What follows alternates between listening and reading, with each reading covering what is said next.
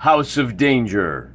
Based on the book by R.A. Montgomery. Got a weird one for you. Just laying my cards out on the table before we lay these cards out on the table.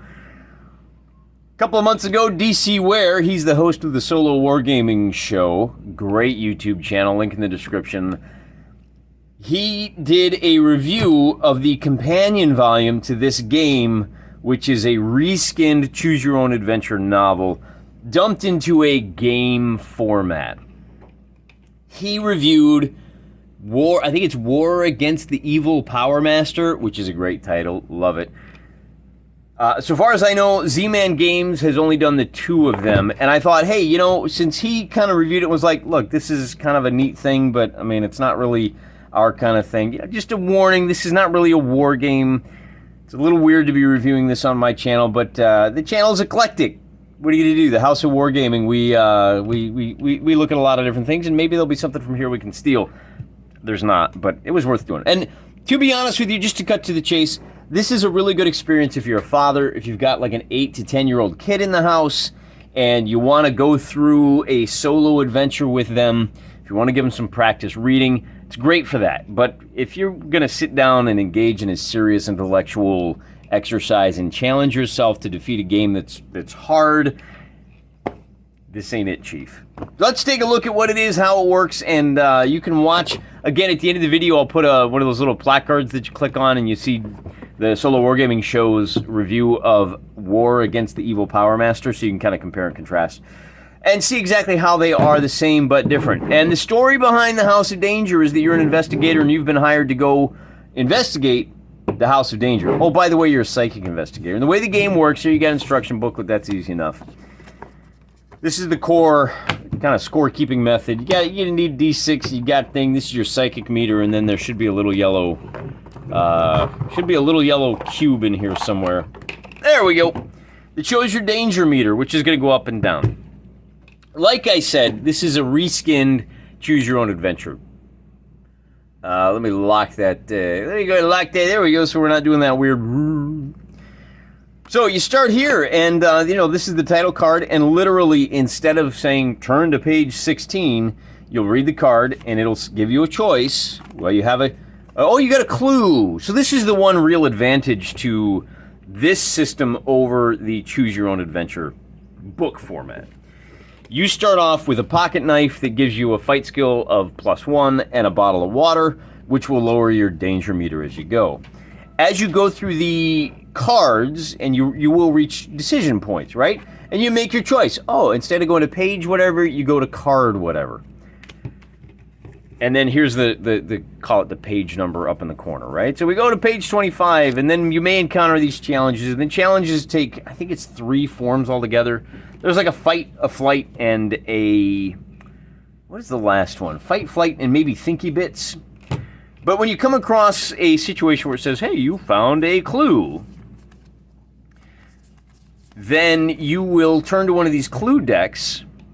So here, well, that's version 5. We're going to stick with the start. So here's clue number 1, and they're all very well ordered. Shove these out. You don't need any of those. I'll say this, the book is organized, the game is organized into 5 chapters. And so you'll go to clue, oh, we found clue number 7. And it may be, you know, a device, right? Oh, so if I need to do an investigation, I gotta look. And then I add 2, and then I have to beat, I think it's the card will tell you, can you beat a 4 or better? Well, you're rolling D6, and if you got the binoculars, you only need a 2 or better. So that might come in handy, and you'll stick that over in your inventory. And, right, so you get a hedge map maze. If you've got this, then you reach some checkpoints. So that's kind of how the inventory system works. You're going to want to keep these in order. And then, like I said, the game works in a series of chapters. You'll work through, let's see, where did card number 1 go? Well, at any rate, I'll sort that out later. So you're looking through, and this is the nice thing about this game, is that as you play through, there's certain checkpoints. Chapter 1, goal achieved. Then you can step away. You pack everything up, and then you come back, and each of these chapters, each of these 5, takes about an hour to get through. It took me and my daughter about 5 hours to play through it. And so that's the next thing we should probably talk about is this game set me back $25. I've seen it in some of the big box stores for less than that, 15, 20 bucks. Hey, for $25, I was able to keep myself and my young daughter entertained for about 5 hours. That's not a bad deal. $25 would have kept us entertained for about an hour and a half if we'd gone to see a movie, like in a theater, if we were allowed to do that because our rulers didn't hate us and if there was anything worth watching in a movie theater. So at that level, it's really not a bad bargain. And if you're looking to introduce a child that's right at about the second to maybe fourth grade reading level to this kind of problem-solving exercise, you could do a lot worse than the House of Danger. It was a great experience for my daughter in the sense that I didn't read any of these cards to her. She read them to me, and this is a much more engaging way of getting kids hooked on reading. In fact, one of the things I might recommend is if you can get your hands on any of the 100 other choose-your-own-adventure books, you might go through this as a team exercise, and if your kid enjoys it, you have that book right there waiting. Oh, hey, do you want to do Against the Power Master? Or, whatever one of the other ones is, Riding the Dinosaurs, or they back in the day, in the 80s when the world was still largely analog, and we had these books. Nowadays, if we have a book like this, we just turn it into a video game like The Last of Us 2, and we pretend like we're playing a video game instead of doing a choose-your-own-adventure story. Some of these clues will help you out. You're, as I said, you're a psychic investigator, so your psychic ability will go up or down, and based on that, you may get clues that are strange visions from beyond the borders of reality. And those can help you out later by giving you clues as to what choices you should make.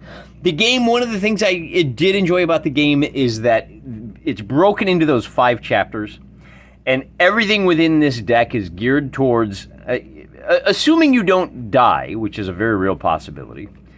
And in that event, I think we died 2 or 3 times going through this adventure.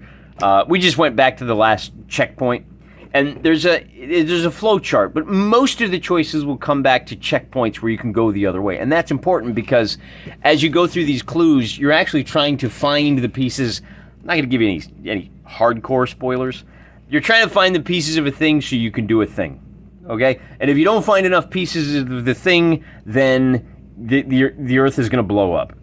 In our case, we found enough pieces of the thing to solve the riddle that me and the guy that built the House of Danger were able to escape from Earth before it got blowed up real good, which is, on the one hand, the Earth got blown up, so, that's kind of sad. On the other hand, our character didn't get blown up, so we'll call that we'll call that a tie. And that's really about all I can say as far as the story goes. You get to fight thugs, and there are ghosts in the story and aliens, and there's like talking baboons that you have to bribe with bananas, and it's just mad scientist ladies, and of course doggos. Yeah, there's some of the intelligent apes, and then ghost. There are ghosts in the House of Danger.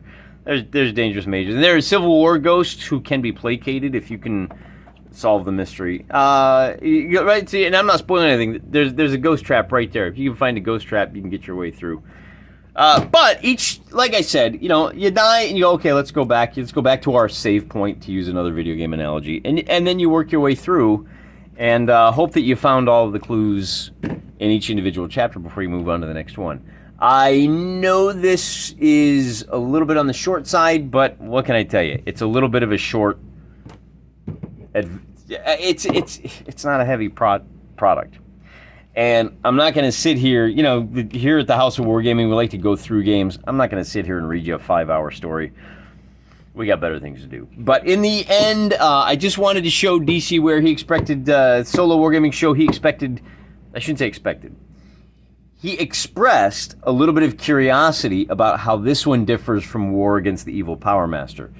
In that one, there's you're building up to a confrontation where you fight a battle. In this one, it's really a glorified scavenger hunt, and that's really the biggest difference between the two. Very similar in the play format, very similar in the way the story itself. I mean, it's written for 10-year-olds. What do you want me to tell you? It ain't Finnegan's Wake. Well, hold on. I should pick a good book, shouldn't I? It's not Declare by Tim Powers. You gotta love that one. It's not that, but it's not expected to be. It's expected to be the kind of thing that a 10-year-old could go, what? That's crazy. I love that. That's awesome. Oh, I blew up the earth. That's good for me. Anyway, that's all I got for you today. I'm praying for you.